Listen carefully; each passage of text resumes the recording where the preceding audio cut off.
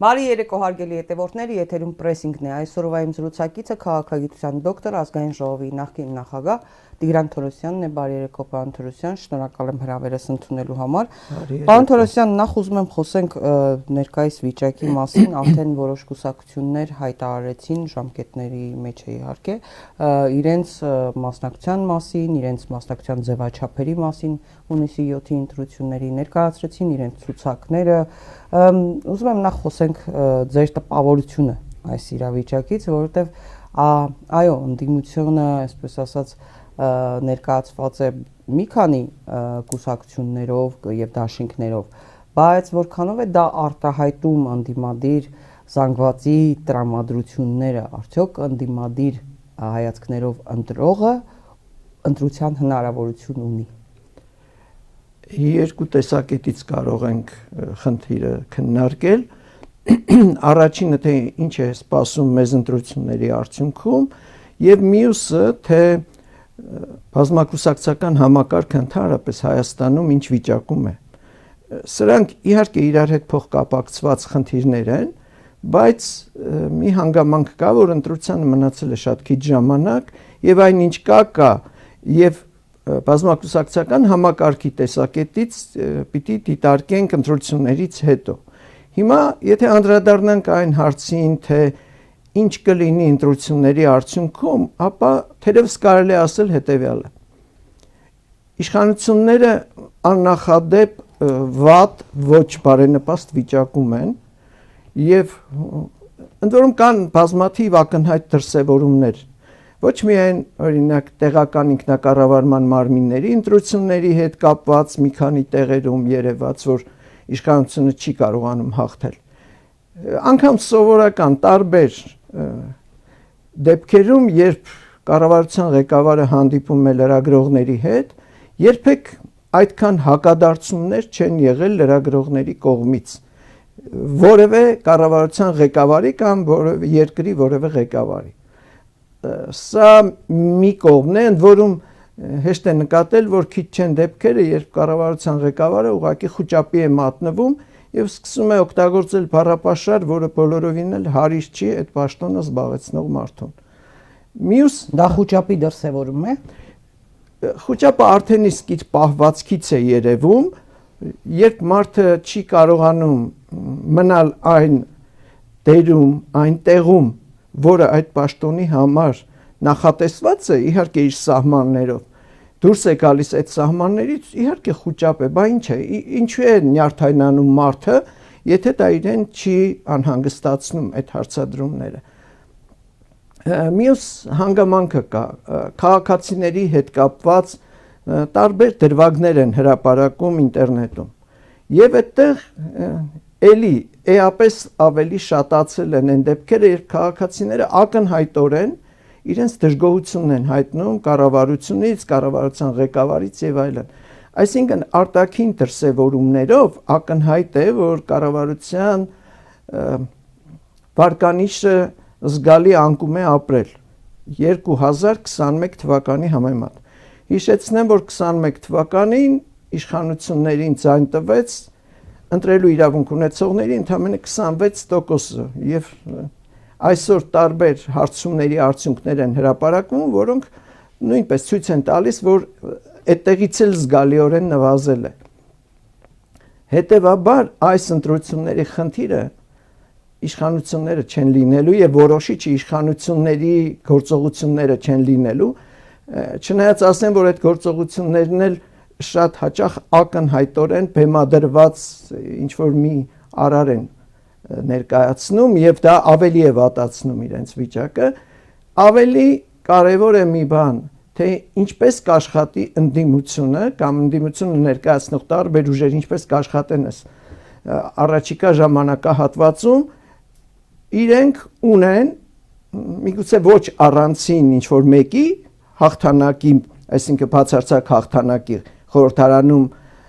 կեսից ավելի տեղեր ունենալու տեսակետից, բայց հանրագումարում, որ ընդդիմությունը կեսից ավելի տեղեր կունենա, դրա հավանականությունը շատ մեծ է եւ կախված է միայն մի հանգամանքից, ինչպես կաշխատեն այդ ուժերը, այսինքն ընդդիմադիր ուժերը ինչպես կաշխատեն։ Այ ինչ խորհուրդ կտաք, որովհետև տեսեք, մի կողմից ընդդիմությունը, այո, կա հանրային դժգոհությունը եւ Փաշինյանի այդ հանդիպումներից նույնիսկ ես տեսնում եմ, որ այնպիսի հարցերով են դիմում քաղաքացիները։ Միշտ էլ դիմել են, չէ՞, իշխանություններին քարոզարշավի ժամանակ մարդիկ հանդիպումների ընթացքում բարձրացրել են իրենց հարցերը, բայց ես հիմա տեսնում եմ այդ հարցերի ակնկալիքների որակը եւ շրջանակը, որից կարելի է ենթադրել, որ կառավարությունը ընդհանրապես չի աշխատում, ոչ մարզկենտրոնները, ոչ մարզային կառույցները, տեղական ինքնակառավարման, ոչ կառավարությունները, հարցերի որակից դա տեսանելի է, որ կառավարությունը չի աշխատում։ Բայց տեսեք, այո, կա այդ դժգոհությունը,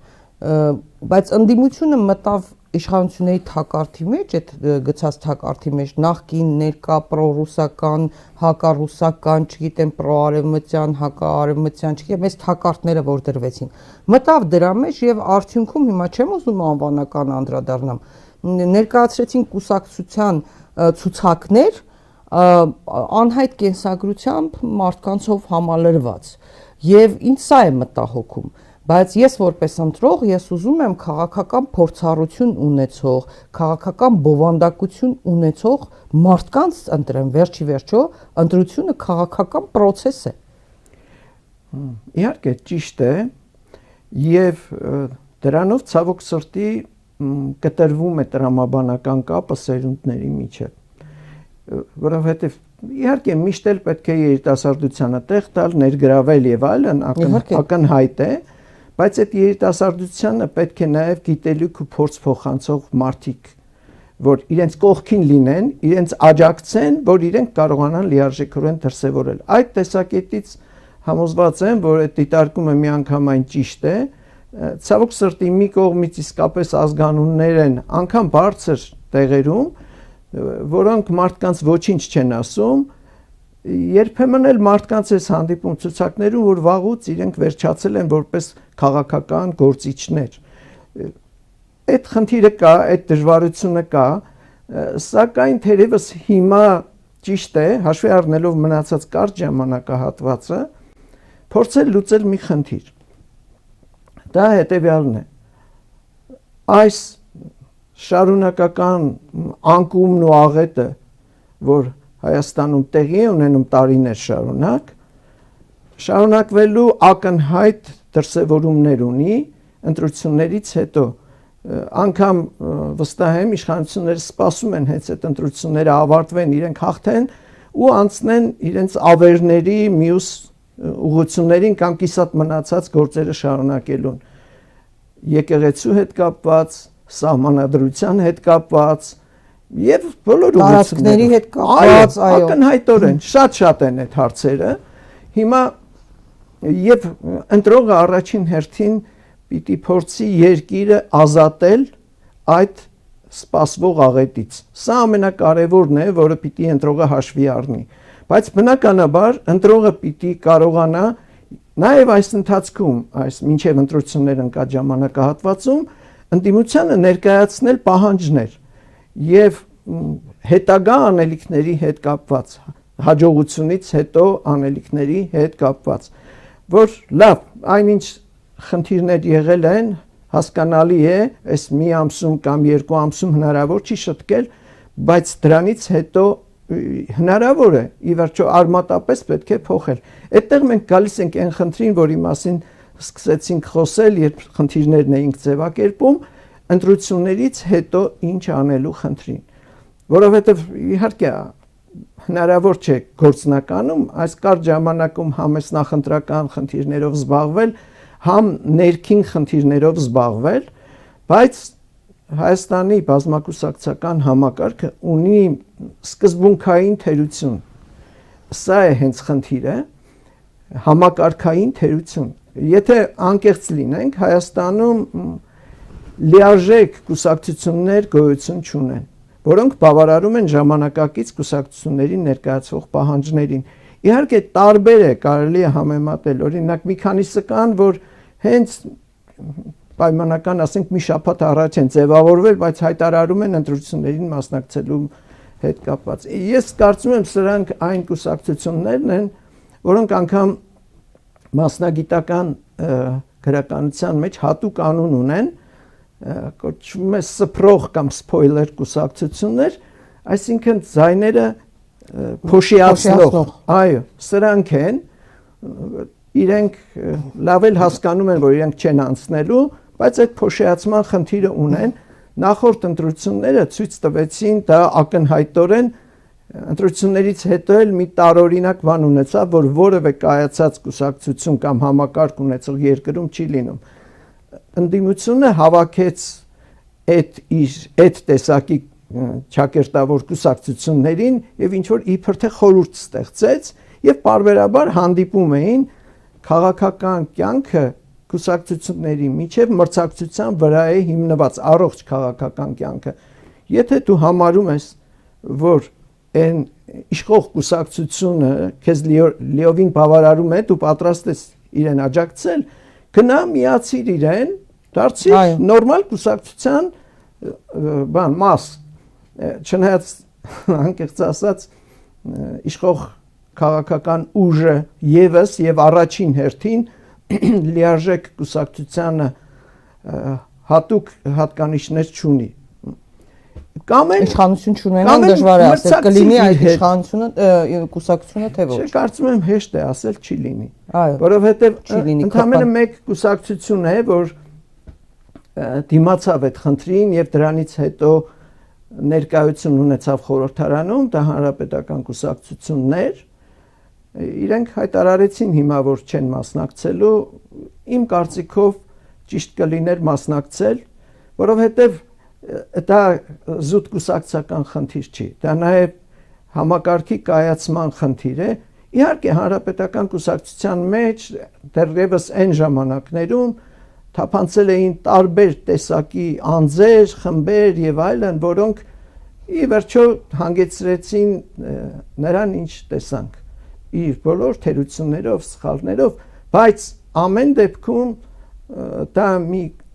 Հայաստանի համար դա բացառիկ կուսակցությունն է իր տեսակով, որովհետև եղել է եւ ընդդիմություն, եւ իշխանություն, փորձ է կուտակվել, սա Հայաստանի փորձն է, սա անգամ մարդիկ պիտի դիտարկեն որպես Հայաստանի Հանրապետության ունեցածը, ոչ միայն կուսակցության ունեցածը թող կուսակցականները գնահատեն, խնդիր չի, բայց դա կարևոր էր պահպանել, թե չէ մի ուսումնասիրություն արվեց, հետազոտություն արվեց եւ այնտեղ ցույց է տրվել, որ գրեթե ամեն երկրի ամեն մի ղեկավարի հետ նախորդը ջնջվում է խորհրդարանի եւ հաջորդն է ձևավորվում գրեթե 0-ից, հետո նոր ղեկավարի երկրի ղեկավարի հետ եւ այլն, սա անընդունելի պրակտիկա է։ Այս տրամաբանությունից հանրապետականն էր, որ դուրս էր, որովհետեւ եւ ընդդիմադիր եղած ժամանակ է եղել խորհրդարանում եւ հետո իշխանության մեջ եղած եւ ճիշտ էր պահպանել, այսինքն եթե ինչ որ մի բան ունես, որը անգամ թերություն ունի, խնդիր ունի, այս շտկիր է թերություններն ու խնդիրները ու գնա առաջ, այն դրականը պահիր, որ հետագայում երկրին օգուտ տա, այսինքն երկրի տեսակետից պիտի նայել շատ ու շատ խնդիրների։ Հիմա կարող է ոմանց թվա թե Դեռ շատերը հիմա ափսոսում են, որ հանրապետականը չի մասնակցում, որովհետև այնուամենայնիվ քաղաքական կուր ուժ է ու ավելի մաքրվեց, հա, այս ընթացքում նաև այդ տարբեր մարդիկ դուրս մղվեցին ու շատերը ափսոսում են, այո, այն ռեսուրսը, նաև մարդկային ռեսուրսը, որ կա հանրապետական, բայց իրենք մտածեցին, որ հիմա ճակատագրական ընտրություն է եւ գուցե ուղղակի օգնեն ընդդիմությանը։ Այդ ընդդիմությանը, որին պիտի օգնեն, այդ ընդդիմությունը շատ ավելի քիչ փորձ ունի, ուրեմն ավելի ճիշտ էր այդ պատասխանատվությունը վերցնել եւ գնալ։ Հասկանալի է այն խնդիրները, որոնք կան, իսկապես հասկանալի է, բայց հիմա էլ կարծում եմ հետ նայելը իմաստ չունի, ամեն ինչ այս փուլի համար որոշված է, եթե հանրապետականը ուզում է իսկապես, որ երկրում ամեն ինչ լավ լինի, այնտեղ մարդիկ կան, որոնց ես չեմ էլ կասկածում, որ նման ցանկություն ունեն, ոչ քիչ թվով մարդիկ, ընդ որում ոչ միայն այդ Երևանյան գրասենյակում, այլ նաև մարզերում եւ այլ մարդիկ, որոնց 30 տարի ճանաչում եմ եւ իսկապես ազնիվ անկեղծ շիտակ մարդիկ են հայրեն ասել։ Կա մի բան, որ պետք է անել, բայց դա ոչ միայն հանրապետականին է վերաբերվում, արմատապես վերանայել կուսակցության գործունեությունը։ Դա մասնագիտական լեզվով կոչվում է ինստիտուցիոնալացնել, այսինքն հաղորդել բովանդակություն կուսակցությանը, լիարժեք բովանդակություն եւ կառուցվածքային տեսակետից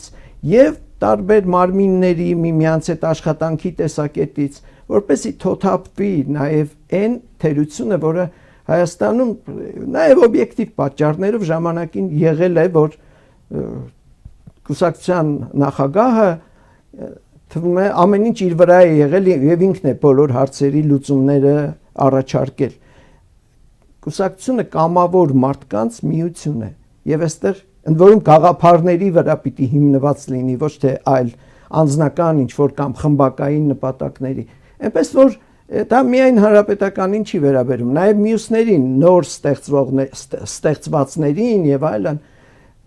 Եթե Հայաստանը իսկապես ուզում է, եթե Հայաստանի քաղաքական ուժերը իսկապես ուզում են երկրում արմատական դրական փոփոխություններ առաջ բերել, ոչ միայն պիտի աշխատեն, որ իրենք գան իշխանության, իսկ դրա հնարավորությունը շատ մեծ է այս ընտրությունների ժամանակ, այլև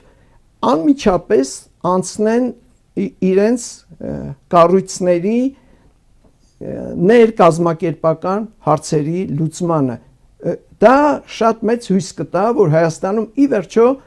կլինի շատ դրական շրջադարձ։ Հարգելի հետևորդներ, նշեմ, որ օրերս լույս է տեսել Տիգրան Թորոսյանի հեղինակած կուսակցությունների կայացման մարտահրավերներն ու դրանց հաղթահարման ուղիները հետխորհրդային տրանսֆորմացիայի երկրներում եւ Հայաստանի դեպքը, այդպես է կոչվում։ Գիրքը կա արդեն վաճառքում, չէ՞, հենց կուսակցությունների կայացման մարտահրավերների մասին, խնդիրների մասին։ Եթե որևէ մեկին հետաքրքրի, կարող եմ տալ առանց որևէ բանի, առանց գրախանութ գնալու, որովհետև կարծում եմ դա հարգելի հետևորդներ, մեր երկրի համար շատ կարևոր հարց է։ Քաղաքական համակարգի հիմքը կուսակցական համակարգն է։ Ընդ որում խնդիրները մի շարք իհարկե ունենք առանձնահատուկ խնդիրներ Հայաստանում, բայց քիչ չեն նաև խնդիրները, որոնք ընդհանուր են։ Այդ խնդիրը, որի մասին ասացի, դա ընդհանուր է հետխորհրդային բոլոր երկրներում, որտեղ կուսակցությունները ինստիտուցիոնալացված չեն, այսինքն իրենց բովանդակային էությունը լիարժեք չի, որը թույլ կտա, որ իրենք ավելի հաջող գործեն, ավելի ակտիվ լինեն եւ հիմնավոր լինի իրենց գործողությունները։ Պարոն Թորոսյան, դուք ասացիք, թե քաղաքացին ինչպես պետք է առաջնորդվի ընտրությունը կատարելիս, որովհետև բոլորն էլ այդ թվում դուք մեր տարբեր զրույցներում նշել եք, որ սա սովորական ընտրություն չէ, սա ճակատագրական ընտրություն է։ Ինչ պետք է անեն քաղաքական ուժերը ընդդիմադիր հատկապես, առավել եւս, երբ որ իշխանությունը ամբողջ վարչական լծակները օգտագործում է, ամբողջ վարչական ռեսուրսները օգտագործում է, պետական բյուջեն օգտագործում է, մենք չգիտենք, չենք կարող վերահսկել, թե դրսից ինչ գումարներ են մուտք գործում, որովհետև տեսնում եք, հա, արտաքին աջակցություն կա, շատերը մտավախություն ունեն, որ կարող է նաև լինել թուրքական փող։ Մենք չգիտենք, դեռևս չենք տիրապետում այս ամբողջին։ Թուրքիայի արտգործնախարարը, Թուրքիայից տարբեր պաշտոնյաներ հայտարարել են աջակցության մասին, J.D. Vance-ն է հայտարարել Ամերիկայի փոխնախագահ, եվրոպացի տարբեր պաշտոնյաներ են հայտարարել Փաշինյանին աջակցության մասին։ Պուտինի հանդիպումը, օրինակ, շատերը տարբեր կերպ են գնահատում, նույնիսկ այսպիսի կարծիք լսեցի, որ Պուտինը այդ հանդիպումով 10% ձայնը դրեց Փաշինյանի գրպանը եւ ճամփեց։ Հիմա այս աջակցության պայմաններում, շանտաժի պայմաններում ինչ պետք է անեն քաղաքական ուժերը, ընդդիմադիր ուժերը։ Մի քանի բաղադրիչ կա։ Ամենացավալին այն է, որ անցել են արդեն մարդկանց նկատմամբ տերորիստական գործողությունների, ընդ որում նաև դպրոցականների նկատմամբ, սա ամենախայտառակ բանն է։ Ընդհանրապես որևէ մարդ, որ ոչ թե եկեղեցուն, այլ ինքն իրեն է հարգում Երբեք թիկնապահներով չպետք է եկեղեցի մտնի։ Եկեղեցին սրբատեղի է։ Դավիթ Մինասյանի դեպքի մասին եք խոսում։ Այո, իսկ դա խայտարակ է բաներ։ Հա, այդ տղաները ակնհայտ է, որ ոչինչ չէին արել։ Դա տերորիստական գործողություն է մարդկանց վախեցնելու նպատակով։ Ուրիշ ոչինչ։ Չնայած տեսեք, անգամ այդ երիտասարդների հետ կապված, անգամ իրենց նախկին դպրոցի աշակերտներ, ուսուցիչներ աջակցում էին ծնողները, այո, եւ բազմաթիվ մարդիկ, որոնք անգամ միգուցե առիթ չի եղել խոսելու, բայց ակնհայտորեն տղաների կողմն էին եւ սա էլ ցույց է տալիս, թե ով որտեղ է։ Սա մի կողմից, մյուս կողմից ասեմ, որ երկու բան կա նաեւ, որի մասին անպայման պետք է խոսել, մեկը վարչական լծակներ օգտագործելու։ 21 թվականին նույնպես այդ լծակները լիարժեքորեն ճակերտավոր օգտագործվել են։ Այո։ Բայց 26%-ից ավել հնարավոր չի եղել ստանալ։ Մի շատ կարևոր օրինաչափություն կա ընտրությունների հետ կապված, իշխանությունները բերում են ընտրության առավելագույնը, այսինքն այն ինչ կա։ Վստահ կարելի ասել, որ նրանք ովքեր չեն մասնակցում, ակնհայտորեն իշխանությանը չեն աջակցում, չեն պաշտպանում։ Սա կարևոր հանգամանք է, քիչ հետո դրան նորից կանդրադառնանք, բայց մյուս կողմը կա արտաքին ազդեցությունը։ Հայաստանում առասպելականացված պատկերացում կա արտաքին ազդեցության մասին։ Եթե ինչ որ չափով այդ աջակցությունները, որ հայտնվում են դրսից, ազդեն ընտրությունների վրա, դա կարող է լինել ընդամենը 10%-ների մակարդակով, ոչ ավելի։ 1%-ի ազդեցություն անգամ չի կարող լինել։ Սա ակնհայտ բան է, բազմաթիվ հետազոտություններ կան դրանց հետ կապված։ Չեմ ուզում այստեղ շատ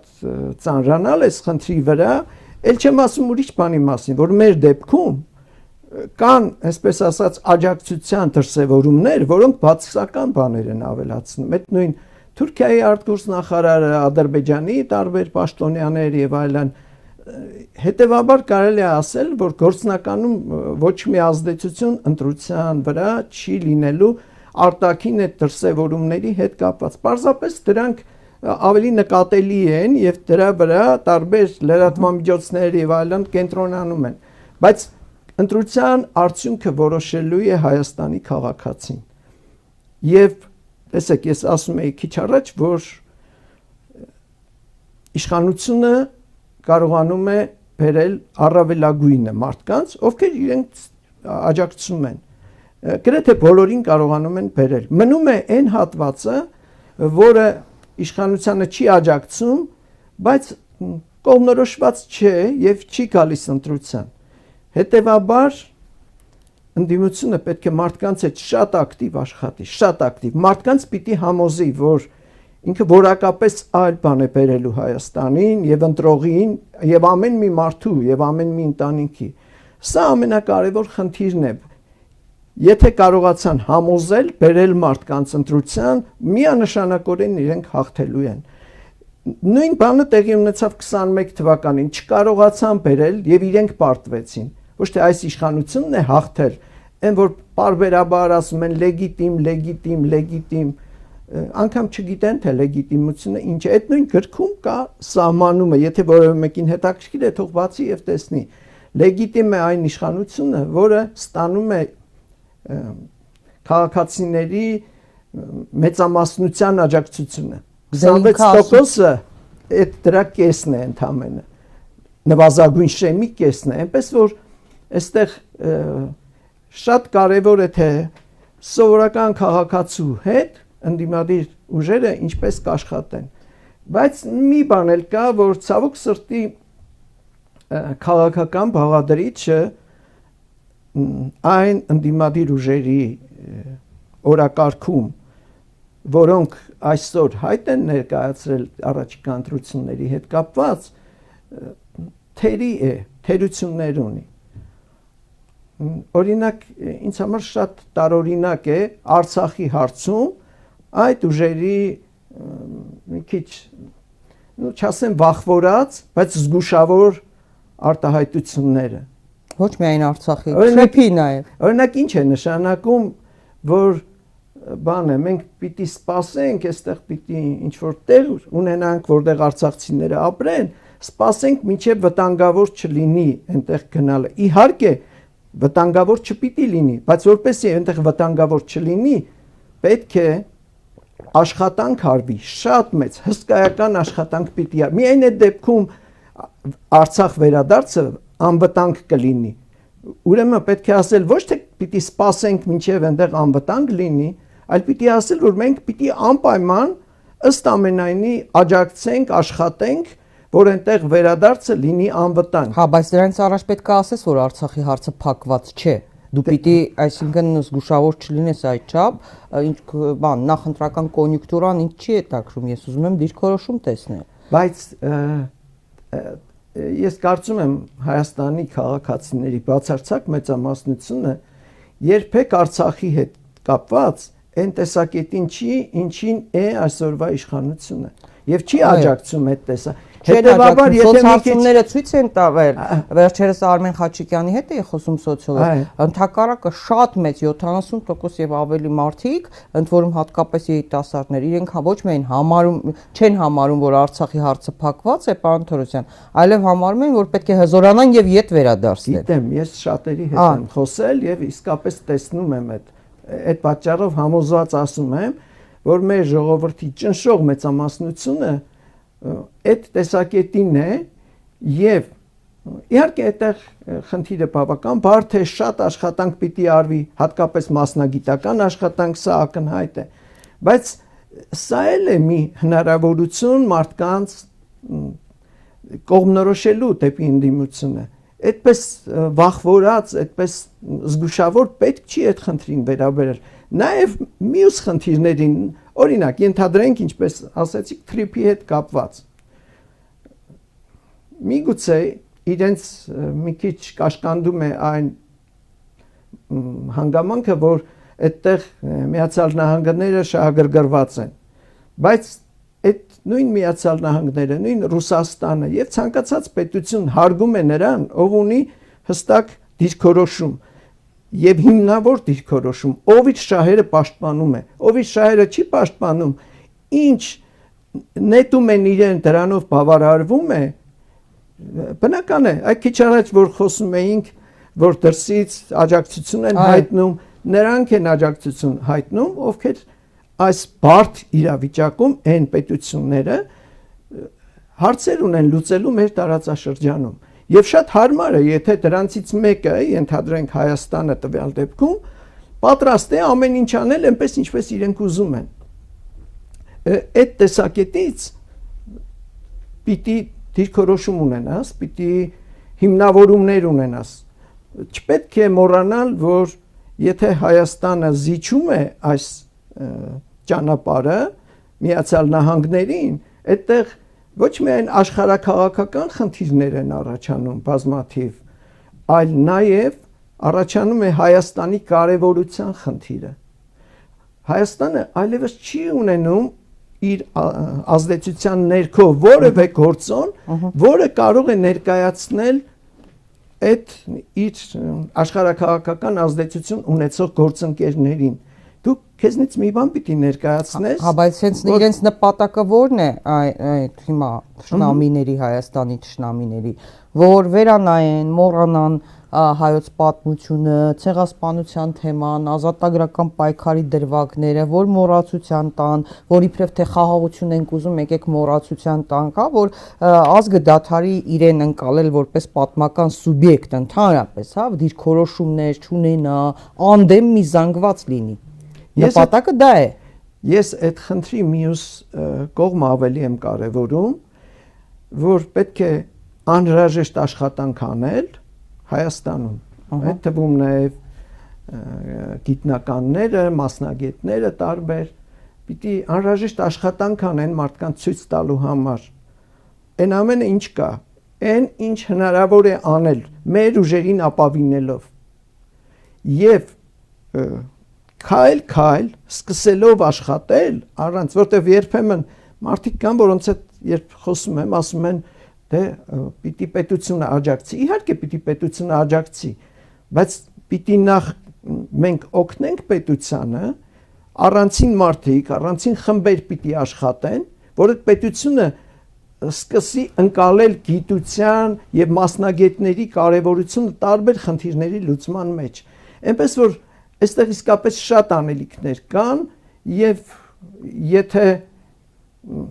հունիսյան ընտրությունները մինչեւ ընդդիմությունը լիարժեք աշխատի, ուրեմն պետք է ասել, որ այդ ժամանակ հիմնական աշխատանքը հենց այդ ժամանակ է սկսվելու։ Այն ինչ մինչև հիմա պիտի անեն, սա անհրաժեշտ է, բայց սա բավարար չէ, որ Հայաստանը բոլորովին նոր ճանապարհով գնա։ Իսկ այսօր իսկապես դրա անհրաժեշտությունը կա։ Հայաստանը պետք է շտկի եւ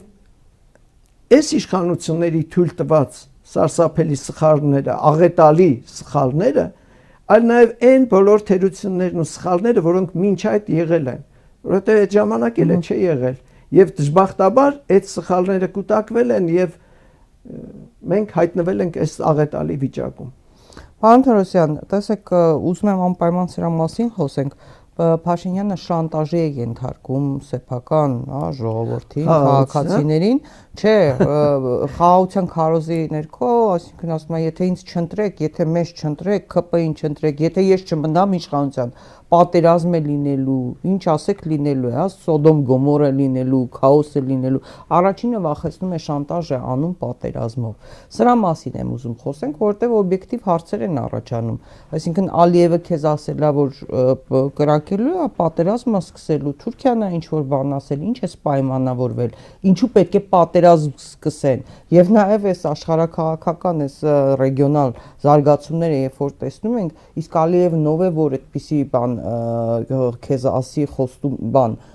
կամ պայման դնի կամ դու ով ես որ որոշես պատերազմ երբ կլինի, նույնիսկ կոնկրետ ժամկետներ է ասում, սեպտեմբերին պատերազմ կլինի ու ցավոք սրտի ես հասկանում եմ օբյեկտիվորեն մարդկանց շատերին դա ազդում է, վախենում են, բայց մարդիկ ովքեր վախենում են, այդ վախենալուց անմիջապես հետո թող հանգիստ նստեն եւ մտածեն, տեսնեն, թե այս 8 տարիների ընթացքում պատերազմի հետ կապված ինչ է եղել եւ մինչեւ այդ ինչ է եղել 8 տարիների ընթացքում երկու անգամ պատերազմը վերսկսվել է 2020-ին եւ 23-ին այն փոքր բախումներն էլ չասեմ որովհետեւ եւ Հայաստանի հյուսիսում այդ ամեն ինչը տեղի ունեցավ եւ այլն եւ այդ երկուսն էլ ունեցել են աղետալի հետևանքներ մենք փաստորեն այնպիսի իրավիճակում ենք հայտնվել, որ Արցախը այսօր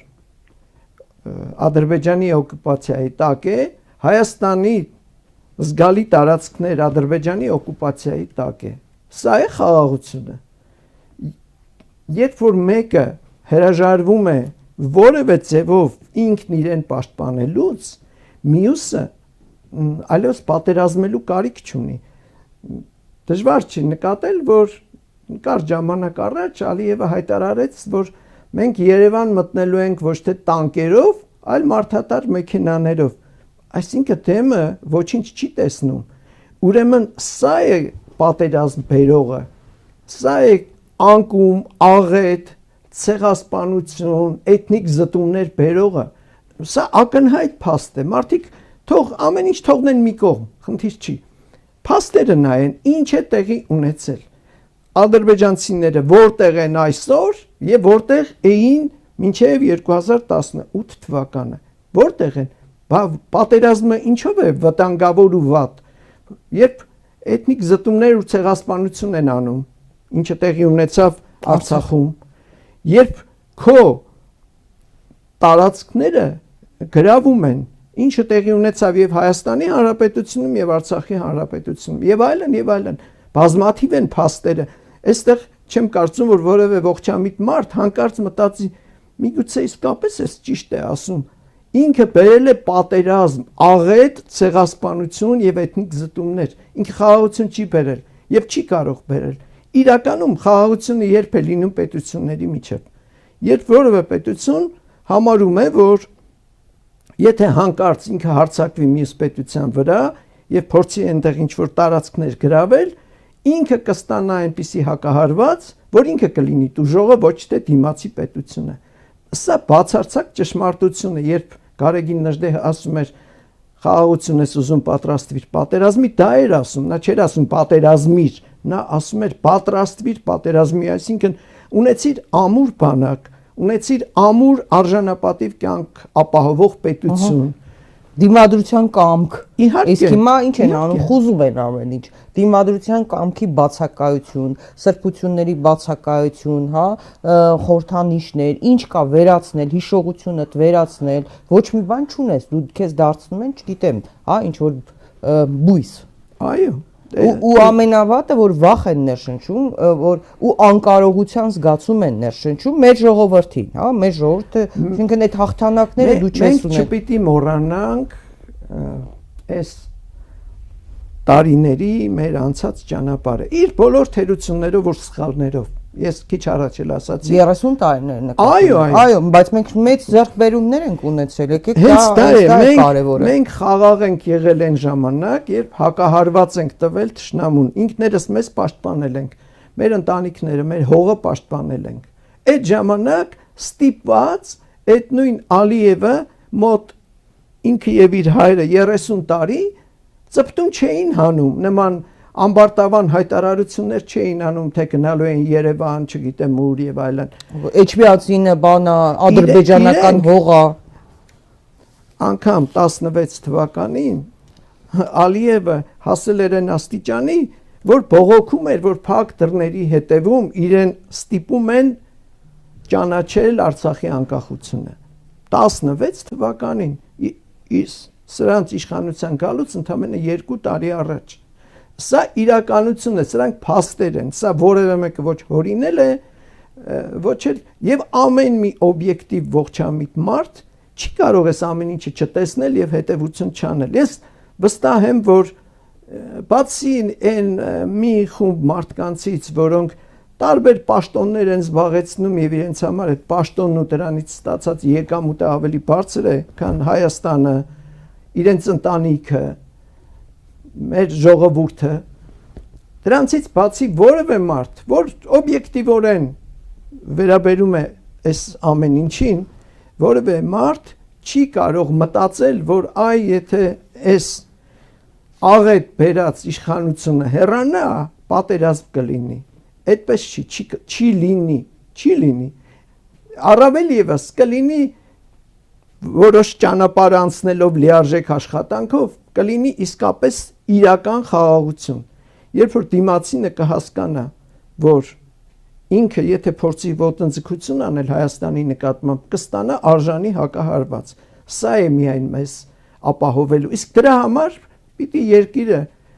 լինի ուժեղ, պիտի երկիրը իր ժողովրդի համար ապահովի արժանապատիվ կյանք եւ ունենա ամուր բանակ։ Ընդ որում շատ զարմանալի է իրավիճակները այս տեսակետից շատ չեն տարբերվում, որովհետև մեր ժողովուրդը նույնն է, ինչ այն ժամանակ էր մեր զինվորն ու սպան նույնն էին, ինչ այն ժամանակ։ Բա մեկը իրեն հարց չի տալիս, այդ ոնց եղավ, այս նույն զինվորն ու սպան այն ժամանակ կարողանում էին այնպիսի հակահարված տալ, որ ադրբեջանցին հետ էր քաշվում ու իր վերքերն էր լիզում։ Իսկ հիմա հակառակ պատկերն է։ Բա ի՞նչն է պատճառը։ Ինչը, եթե ոչ իշխանության ղեկին այս քաղաքական ուժի հայտնվելը։ Այո, որովհետև իրենք են պատասխանատուն այդ ամեն ինչի ի վերջո, հա, ժամանակին էլ ասում էր, հարբած եթեր էր մտնում, ասում էր բանը, չշշկռեք, գլխավոր հրամանատարն եմ, ինչ եմ բանեմ, հա, հետո ասեց, այդ ես եմ որոշում կայացնում։ Մի քանի հարցեր ունեմ էլի, պարոն Թորոսյան, տեսեք, ադրբեջանցիները անթակույց ասում են եւ Ալիևը անցյալ տարի հայտարարեց, որ ավելի քան 300,000 ադրբեջանցիներ դիմել են Հայաստանի կառավարությանը, որպեսզի իրենք արդեն գան զբաղեցնեն իրենց տարածքները, հա, Հայաստանի տարբեր մարզերի մասին է խոսքը, այդ թվում Երևանի, Կոնդ թաղամասի մասին նույնիսկ ֆիլմ էին նկարել, իրենց հոգևոր առաջնորդ Փաշազադեն ասում էր Էջմիածինն էլ է ադրբեջանական հող, որ Երևանի Ղազիաթ են վերականգնելու եւ դա իրենց մոտ Ադրբեջանում դա պետական ծրագիր է, պետական քաղաքական ծրագիր է։ Օրերս լսում եմ իրենց խոսող գլուխներից մեկին, ասում էր դա մեր քաղաքական պետական ծրագիրն է եւ դա անխուսափելի է, այսինքն Փաշինյանը ընտրություններից անմիջապես հետո սահմանադրությունը պետք է փոխի, ինչպես խոստացել է եւ պետք է այդ հարցերով զբաղվի, վերաբնակեցնեն, բերեն, տեղավորեն։ Սա ես վստահ չեմ, որ մենք ունենք 3 միլիոն բնակչություն, նույնիսկ եթե ունենայինք 3 միլիոն բնակչություն, եթե Աստված մի արածցե, Փաշինյանը վերընտրվելուց հետո, այդ ամբողջ կեղծիքով վերընտրվելուց հետո, եթե ինքը իշխանությունը դժվար է տալու, այդ ինքը այնպես է սոսնձված, դժվար է տալու։ Ենթադրենք Աստված մի արածցե անցավ եւ այդ 300 ավելի քան 300,000 ադրբեջանցիներին, իսկ նույնիսկ 450-500 հազարի մասին են խոսում, բերեցին Հայաստան։ Սա ինչ աղետ է դառնալու մեզ համար։ Նախ ուզում եմ, որ մենք գալիք ընտրությունների հետ կապված հետևյալ մոտեցումը ունենանք, այս ընտրություններում կամ հաղթելու է ընդդիմությունը, կամ պարտվելու է ընդդիմությունը։ Այստեղ իշխանությունը, այո, ամեն ինչ անելու է, բայց ինքը չունի այդ ռեսուրսը, որ դրանով ապահովի իր հաղթանակը։ Դա կարող է իրենք կարող են մնալ միայն եթե ընդդիմությունը պարտվի, այսինքն չանի այն, ինչ պիտի աներ այս մնացած ժամանակահատվածում։ Սա մեկ։ Մյուս հանգամանքը այդ փախստականների հետ կապված։ Միթե որևէ մեկին թվում է, թե այդ ադրբեջանցի փախստականները նոր են հայտնվել եւ Ադրբեջանի ղեկավարությունը նոր գիտի այդ փախստականների մասին։ Իհարկե այդպես չի։ Ուրեմն նախ մի հանգամանք պիտի հիշել։ Դժբախտաբար նաև ժամանակին հաճախ չէր շեշտադրվում հայ փախստականների խնդիրը Ադրբեջանից, Բաքվից, Կիրովաբադից եւ այլն, տարբեր բնակավայրերից, Գետաշեն, Շահումյան, այդ մարդկանց թիվը 400,000 էր, 400,000։ Այդ թվերը արձանագրված են ՄԱԿ-ի փախստականների գծով գլխավոր հանձնակատարի տվյալներում։ Սա մեկ։ Երկրորդ, ընդհանրապես փախստականների հետ կապված հարցերը մեր ժամանակներում լուծվում են մեկ այլ մոտեցման հիման վրա, որպեսզի խնդիրը վերջնականորեն փակվի, սեղանին դնում են մի կողմից մեկի փախստականները, մյուս կողմից մյուսի։ Եվ եթե դու գրագետ ես, խնդիրը հենց այդ հարթությունում ես արծարծում եւ պահանջում ես միջազգային ատյաններից, որ խնդրի լիարժեք եւ անաչառ գնահատում տեղի ունենա։ Այդ ժամանակ կպարզվի, որ Ադրբեջանը պարտավոր է փոխհատուցում տալ հայ փախստականներին, որոնք եկել են Ադրբեջանից, ոչ Լեռնային Ղարաբաղից, այլ Ադրբեջանից։ Լեռնային Ղարաբաղի խնդիրը բոլորովին այլ է։ Լեռնային Ղարաբաղի նկատմամբ իրականացվել է ագրեսիա եւ այստեղ նույնպես որպես առանցին խնդիր պետք է այդ խնդիրը լուծել, այսինքն արցախցիները պիտի վերադառնան Լեռնային Ղարաբաղ եւ իրենց ինքնորոշման իրավունքը մինչեւ վերջ իրացնեն։ Սա առանցին խնդիր է։ Փախստականների խնդիրը լրիվ առանցին խնդիր է։ Բայց այդտեղ պիտի եւ Հայաստանը եւ հայկական կողմից տարբեր կազմակերպություններ, առանցին մասնագետներ այս հարցադրումները անեն։ Ժամանակին 2005 թվականին Եվրոպայի խորհրդի խորհրդարանական վեհաժողովում մի հարց քննարկվեց, ուրեմն Իլհամ Ալիևը եղել էր Ադրբեջանի պատվիրակության ղեկավարը Ստրասբուրգում եւ նա մի քանի հարցեր այնտեղ հարցի հետ կապված հայտեր ներկայացրել, մեկը Լեռնային Ղարաբաղի հետ էր կապված կարգավիճակի, որի մասին հայտնի է, մյուսը փախստականների հարցը կոչվում էր Ադրբեջանի փախստականների խնդիրը։ Ժամանակին մի շարք քայլերի արդյունքում նախ փոխվեց վերնագիրը, փախստականների խնդիրը ձևակերպվեց որպես Հարավային Կովկասում փախստականների խնդիրը, այսինքն հայ փախստականների, վրացի, աբխազ եւ այլն։ Այո։ Որովհետեւ այդ ամենը նաեւ ուներ ընդհանուր ենթատեքստ։ Սա մեկ։ Երկրորդ ներկայացվեց մի զեկույց Լատվիայի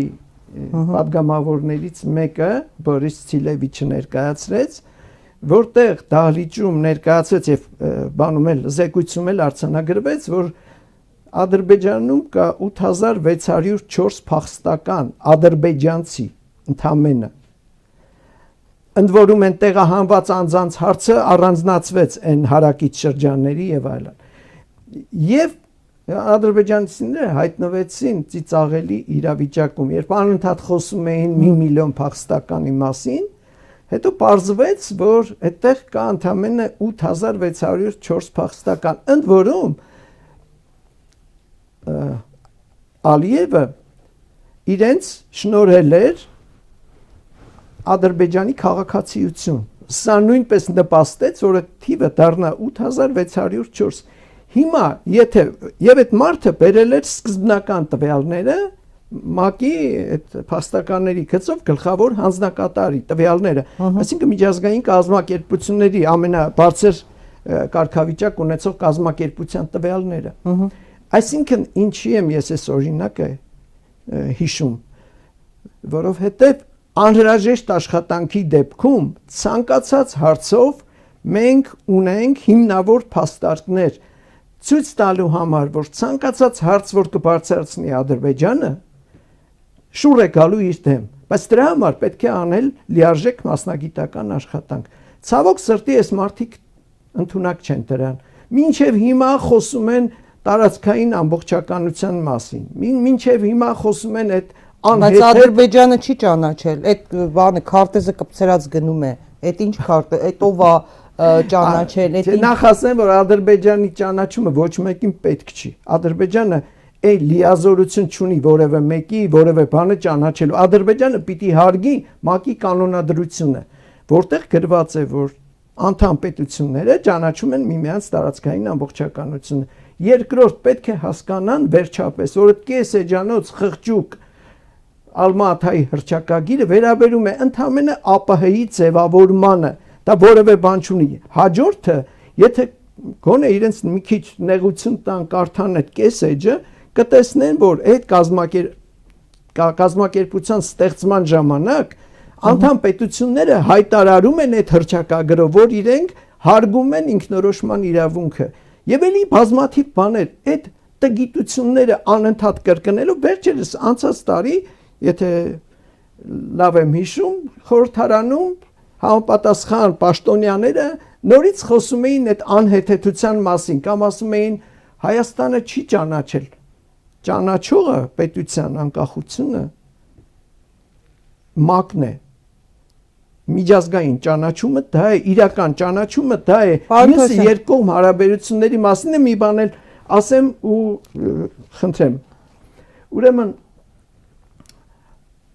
նախ ասեմ, որ շատ հեշտ է նկատել, որ միջազգային իրավունքը սահմանում է, որ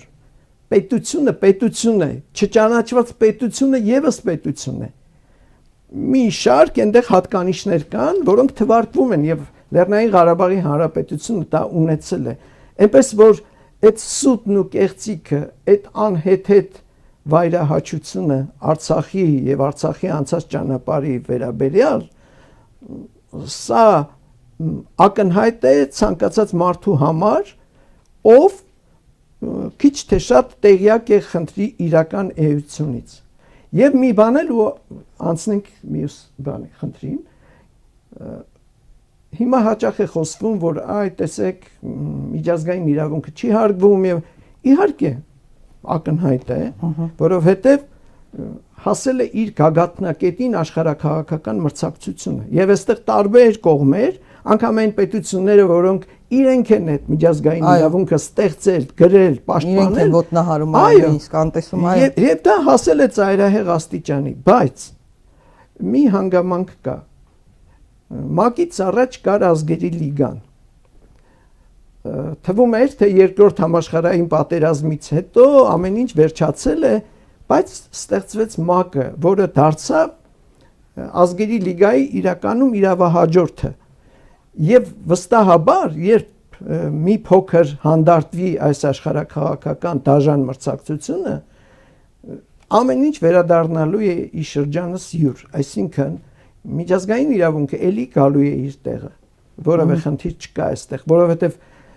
մարդկությունը չի կարող կանոնակարգող նորմերը դեն նետել ոչինչ չունենալով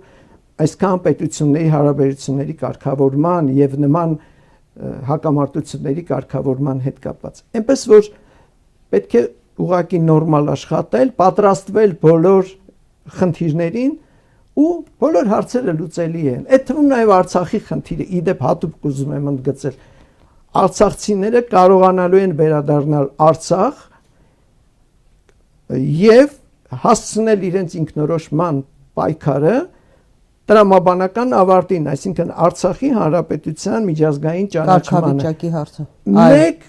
պայմանով, եթե շարունակաբար օր ու գիշեր մասնագիտական աշխատանք արվի։ Սա է խնդիրը։ Պարոն Թորոսյան, մի ճշտում, այդ որ քարտեզ է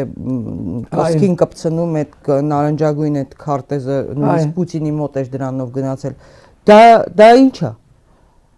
Դա ինչ է, այդ ինչ ուժ ունի, այդ ինչ է, այսինքն ուզում եմ հասկանամ դրա ինչ որ հիմքեր կան։ Դա տգեղ եւ ուզում եմ ավելի մեղմ բառ գտնել, բայց չի ստացվում։ Տգեղ պահվածք է, որևէ մեկը տեսել ենք որևէ երկրի ղեկավար իր կրծքին կպցնի իր պատկերացրած սահմանները իր երկրի։ Իհարկե ոչ։ Նա ով անկարող է իր երկրի սահմանները պաշտպանել, նա կարող է նման ցուցադրական, չգիտեմ, բոլորովին այլ իրավիճակներին համապատասխանող դրսևորումներ ունենալ։ Դե հենց այդ եմ ասում, այդ սահմանները ոչ մեկ չի ճանաչել, ոչ մի միջազգային կառույց, ոչ մի բան, նստել ինչ որ գծել է ինչ որ քարտեզ, հա, պատվիրել են ինչ որ երևի չգիտեմ, անի ու մարդկանց տարածում է։ Իր երկիրը հարգող, ինքն իրեն հարգող, իր ժողովուրդը հարգող երկրի ղեկավարը երբեք նման պահվածք չի ունենա։ Ինքը իրեն երևի ուզում է ինչ-որ բան ապացուցել։ Դա ոչինչի հետ ոչ մի կապ չունի։ Մարդկանց էլ ստիպողաբար փորձում են բաժանել եւ ակնհայտորեն տեսնում եք, որ քիչ չեն մարդիկ, ովքեր հրաժարվում են այդ ճակերտավոր նվերից։ Մեր քարտեզը դա չի։ Այո, հրաժարվում են։ Նշեմ նաեւ, որ Ջեֆրի Սաքսը մեծ հետ զրույցում ասաց ընտրություններին էր անդրադառնում, նաև ասաց, որ պետք է ձեր հենց Հայաստանի քաղաքացիները իրենց վրա մի այլ հույսը պետք է դնեն եւ չսպասեն ոչ մի արտաքին աջակցության, եւ ասաց, որ ճիշտ կանեք, օրինակ ՄԱԿ-ին դիմեք, որպեսզի դիտորդական առաքելություն ունեն, նրանք եւս գան եւ կարողանան անկողմնակալ դիտորդական առաքելությամբ հանդես գան, որովհետեւ մենք տեսնում ենք խնդիր ենք ունենալու այստեղ։ Իշխանությունները օրենքներ են փոփոխում, որտեղ որպեսզի միայն յուրային դիտորդական առաքելությամբ հանդես եկող կազմակերպությունները մասնակցեն։ Չգիտեմ որքանով է դա բան, բայց նա խորհուրդ տվեց դիմել ՄԱԿ-ին, որ ընդդիմությունը օրինակ կարող է դիմել ՄԱԿ-ին։ Առաջին բանը, որ ընտրություններին մասնակցող քաղաքական ուժերը պիտի անեն, ոչ միայն քաղաքացիների հետ աշխատանքն է, այլ նաև համապատասխան մասնագիտական գիտելիքներ ունեցող մարդկանց պատրաստումը, ովքեր պիտի ներկա լինեն տեղամասերում այդ գործընթացներին։ Սա չափազանց կարևոր խնդիր է։ Անկեղծ ասած, ես չեմ նկատում, որ այդ աշխատանքը կա, բայց դա աստված, որ ուղղակի հանդարտ ինչ որ միտեղ անում են, որը տեսանելի չէ կողքից։ Դասընթացներ են անում, գիտեմ, այո, պատրաստում են։ Հուսանք, որ դա արվում է եւ պատշաճ է արվում։ Ամենակարևորը սա է, այստեղ էլ մենք պիտի մեր վրա դնենք հույսը, ոչ թե որևէ մեկի, այնպես որ առավել եւս որ օտար դիտորդները շատ հաճախ չեն էլ հասկանում, ես ինչ է կատարվում։ Իրենց համար անպատկերացնելի ինչ որ իրադարձություններ են տեղի ունենում։ Բայց հիմա արդեն իսկ չէ, կեղծվում է ընտրությունները։ Հիմա արդեն կեղծվում է ընտրությունները իշխանությունների կողմից, այսինքն լեգիտիմությունը նույնիսկ հունիսի 7-ի ընտրությունների արդեն իսկ կասկածի տակ է դրվում, պարոն Ես մի բանում վստահ եմ, որովհետև արդեն վարչական լծակները, իրավապահ մարմինները, դատախազություն, բոլոր լծակները ընտրակաշարք են բաժանում, թող իզուր սուտ չխոսեն, իրենք օրինակ ասենք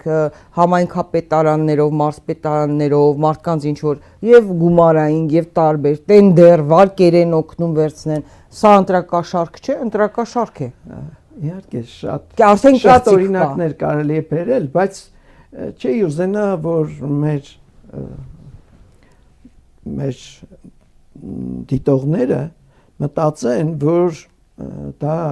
իրավիճակը դարձնում է անհուսալի։ Չէ, բոլորովին հակառակը պետք է բոլորը հաշվի առնելով անգամ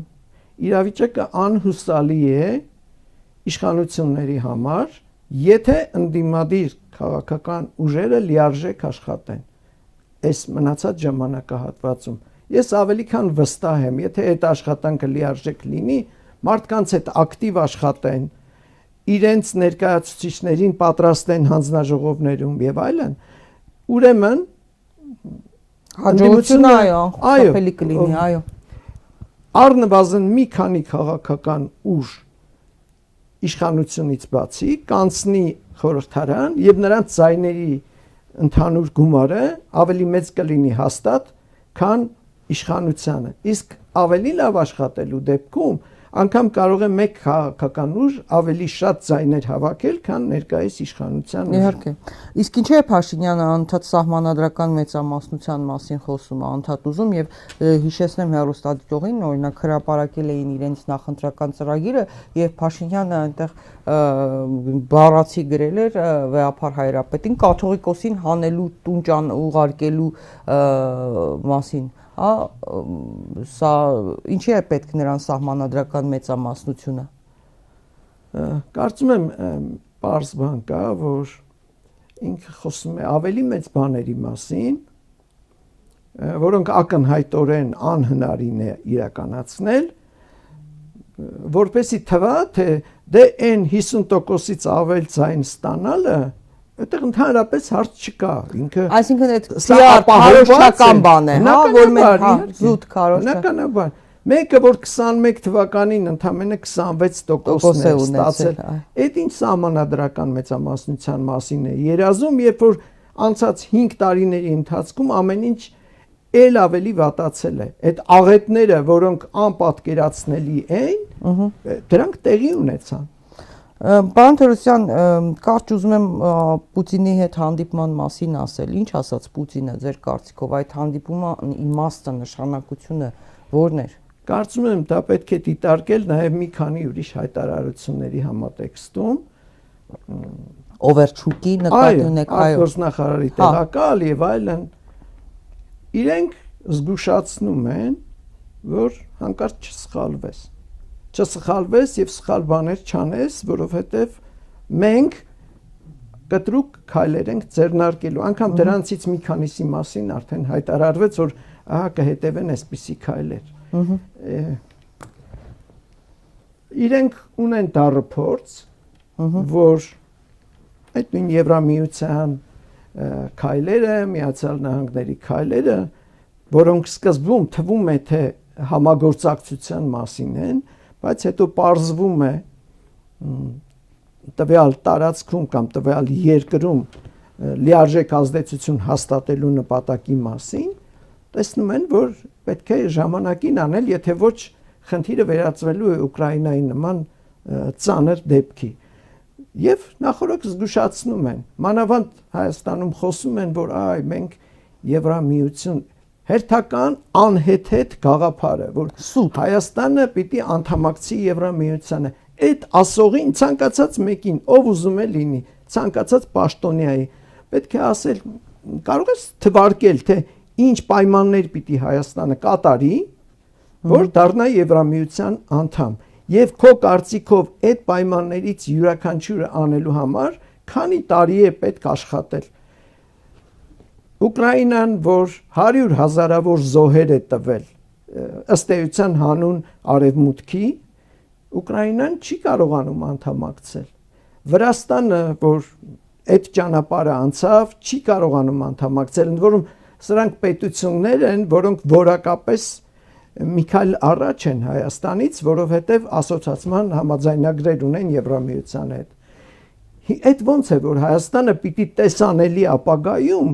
հանկարծ մտածի Եվրամիության անդամակցության մասին։ Բայց մեզ ոչ ոք չի հրավիրել։ Մեզ ոչ ոք ոչ մի խոստում չի տվել Եվրոպան։ Հրավիրել սովորաբար չեն հրավիրում, այլ եթե դու համարում ես, որ դու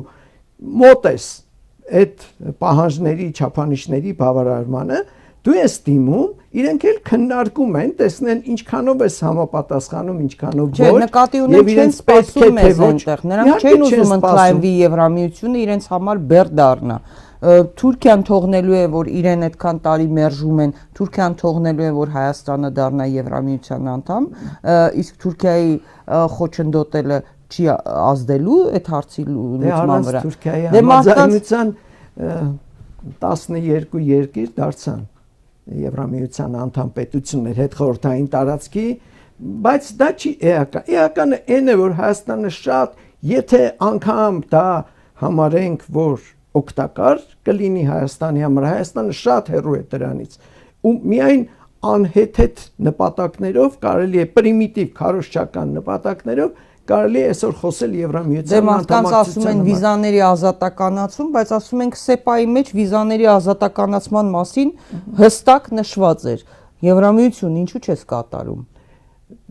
Շատ բարձ պատճառով, որովհետև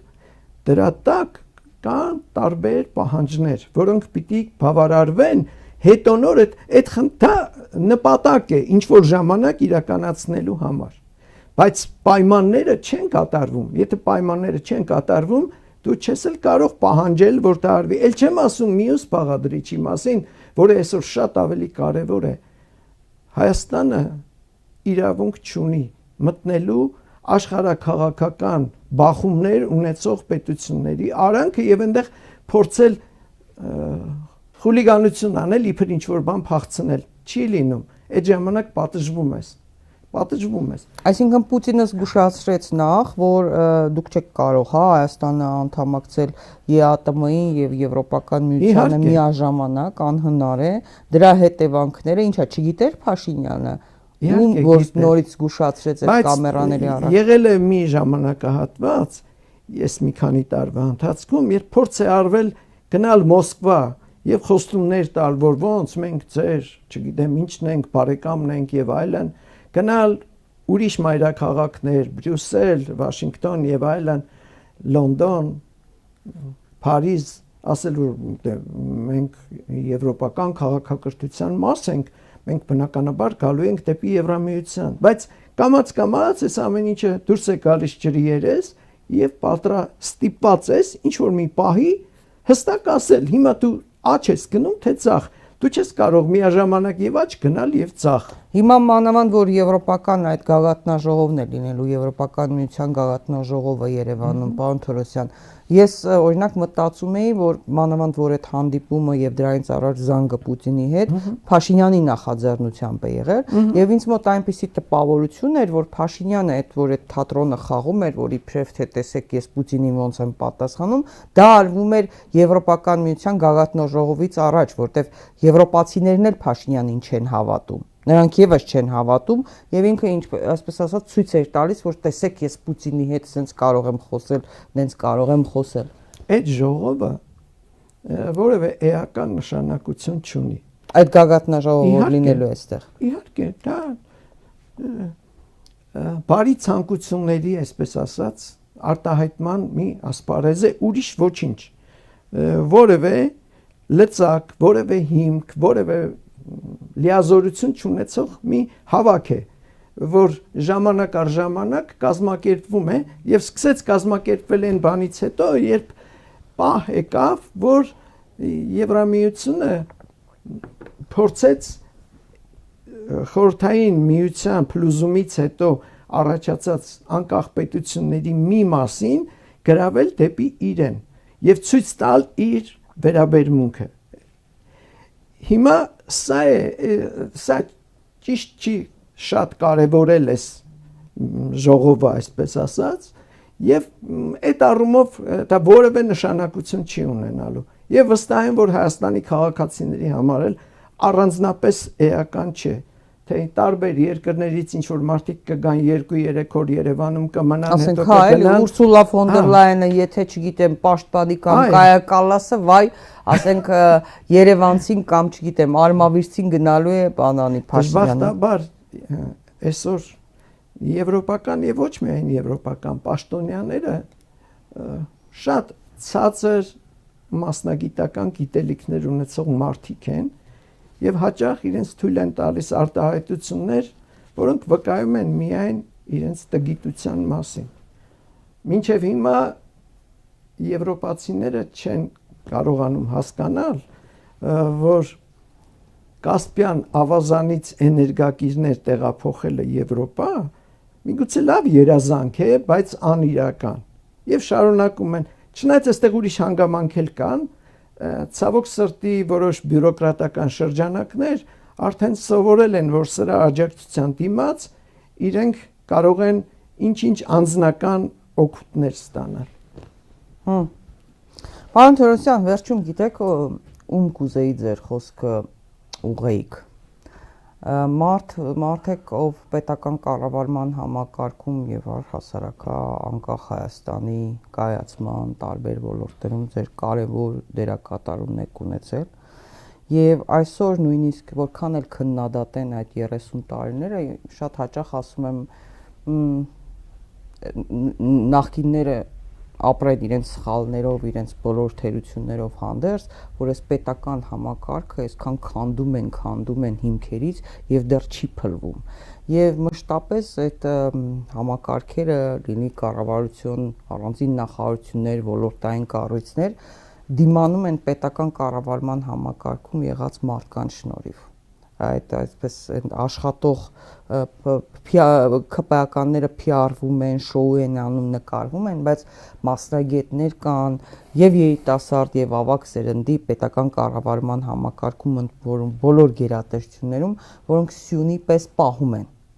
Եվ շատ կարևոր է, որպեսզի ձեր խոսքը ուղղեք առավել եւս այդ մարդկանց այս ընտրությունների համար, հա, թե որքան կարևոր է այս ընտրությունները, որտեղ այդ մարդիկ են հիմնական այս տարիների աշխատանք տալ ու իրենք էլ ավելի լավ են պատկերացնում, թե երկիրը ինչ աղետի են հասցնում։ Ես ուզում եմ պետական կառավարման համակարգում աշխատող մարդկանց դիմեք ձեր խոսքով, հա, որքանով է կարևոր այս ընտրությունները, որովհետև այո, պարգևավճարներ են ստանում, այո, աշխատանք չեն կորցրել, այո, բազմաթիվ այոներ կան, բայց ինձ թվում է իրենք պետք է շատ կարևոր որոշում կայացնեն։ Փաշինյանը ԿՊ-ն շանտաժով, վախով, կաշառքով, խոստումներով, ճիշտ է, այդ մարդկանց համարում են իրենց ընտրողները, իրենց ձայները, եւ դրա համար ուզում եմ ձեր խոսքը իրենց ուղղեք։ Այդ մարդկանց հետ կապված ամենակարևոր բանը այն է, որ սկզբունքներին չդավաճանեն երբեք։ Եղել են մարդիկ, ովքեր որ ինչ որ մտերմություն են ունեցել այս փոփոխությունից հետո 18 թվականի ասել են, որ ուզում են դուրս գալ կամ կարծիք են հարցրել, արժի դուրս գալ, թե ոչ։ Շատերն էլ դուրս են եկել։ Ես կարծում եմ ճիշտ է, որ մարդիկ մնան աշխատեն, բայց չխախտելով սկզբունքները։ Իհարկե, եթե մասնագիտական միայն չէ, իհարկե, որպես Հայաստանի Հանրապետության քաղաքացի այդ դրա մեջ բազմաթիվ բաներ են մտնում։ Խոսքը ի վերջո տարբեր մարդիկ տարբեր ոլորտներում են գործում, բայց շատ կարևոր է, որ սկզբունքային բաների հետ, որոնք հակասում են իրենց սկզբունքներին, դրա հետ չհամակերպվեն եւ չհանձնվեն եւ չդառնան գործիք։ Սա ամենակարևորն է։ Մնացածը ի վերջո իրենց այդ տեղը ոչ որևէ քաղաքական ուժինն է, ոչ աշխատավարձն է այդ ուժինը, ոչ պարգևավճարն է, այդ բոլորը մեր ժողովրդինն են։ Ի վերջո փողը հավաքվում է, տարվում, բաժանվում է։ Սա ամենակարևորն է, այսինքն որ այդ մարդիկ պիտի վստահ լինեն, որ իրենք պիտի լինեն արժանապատիվ քաղաքացիներ Հայաստանի Հանրապետության։ Դա չի նշանակում ենթարկվել իշխանության թելադրանքին։ Եթե հնարավոր է աշխատել այդ համակարգում առանց սկզբունքները խախտելու, ուրեմն ճիշտ է, որ մնան եւ աշխատեն։ Ինչ վերաբերում է իրենց քաղաքացիական դիրքորոշման արտահայտմանը, ես ավելի քան վստահ եմ, որ մարդը երբ գնում է եւ այդ խցիկում մենակ է մնում, այդ քվեաթերթիկը ձեռքին, ինքը ազատ է, կա մի մտայնություն, որ այ բոլորին վերահսկում են, կիմանան ով ոնց է քվեարկել, դա էլ է կեղծիք, դա տարածում է հատուկ մարդկանց ճնշելու համար, վախեցնելու համար։ Այո, այդպես չի։ Թող իրենք հավատարիմ մնան իրենց սկզբունքներին եւ քվեարկության ժամանակ էլ այդ սկզբունքներով քվեարկեն։ Այդ ժամանակ ամեն ինչ լավ կլինի։ Վստահ եմ։ Սկզբունքորեն դա բոլորիս է վերաբերում։